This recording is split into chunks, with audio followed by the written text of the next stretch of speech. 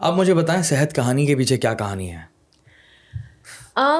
تو جب I think جب میں نے اپنی ریزیڈنسی شروع کی ریڈیولوجی میں تو I had to leave it because I got pregnant اور میں نہیں کر سکی continue.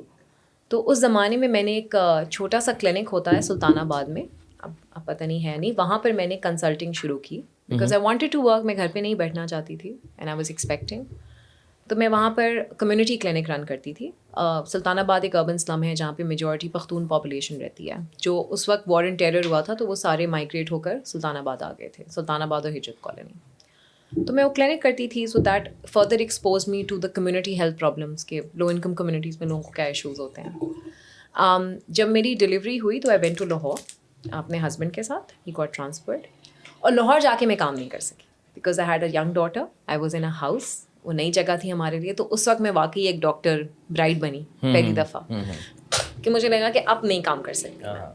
And that push me into postpartum depression, کیونکہ میں ہمیشہ سے وہ بچہ رہی ہوں کہ جس کو کام کرنا تھا, پڑھنا تھا, آگے بڑھنا تھا. تو اس نے my mental health was really disturbed. تو اس پوسٹ پارٹم ڈپریشن میں اپنی بچی کے ساتھ میں گھر میں اکیلے ہوتی تھی, کرنے کو کچھ ہوتا نہیں تھا پورے دن, کام جلدی ختم ہو جاتا تھا. تو میری اپنی اس نرس سے بات شروع ہوئی جس کے ساتھ میں کمیونٹی کلینک رن کرتی تھی, اور اس نے مجھ سے کہا کہ آپ چلی گئی ہیں and we can't find a doctor to replace you, کیونکہ کوئی بھی خاتون ڈاکٹر سلطان آباد جیسی کمیونٹی میں کام نہیں کرتی پاکستان میں, کراچی میں بھی. تو اس نے کہا میں کیا کروں, پیشنٹ تو آ رہے ہیں اور آپ نہیں ہیں, اور میں اکیلی ہوتی ہوں کلینک میں اور ڈاکٹر نہیں ہے وہاں پر. تو ہم نے پھر یہ کیا کہ جب اس کے پاس پیشنٹ آتا تھا تو کال پہ میری بات کرا دیتی تھی پیشنٹ سے. تو کچھ عرصے بعد ہم نے ریئلائز کیا کہ this is not working because patient کو کوئی لیژن ہے, کوئی ڈم کا ایشو ہے, کوئی اس کی سانس پھول رہی ہے, کوئی آنکھوں میں جانڈس ہے, تو وہ سب دیکھنے کے لیے پیشنٹ کو دیکھنا تو چاہیے. تو پھر اس نے یہ کیا کہ اس کے پاس ایک لیپ ٹاپ ہوتا تھا 18-20 ہزار کا, ڈیل کا لیپ ٹاپ پرانے زمانے کا. اس میں کیمرہ نہیں تھا, تو اس نے ایک ویب کیم ٹیپ کیا اس کے اوپر, لیپ ٹاپ کی اسکرین کے اوپر, and we started doing a video call with the patient.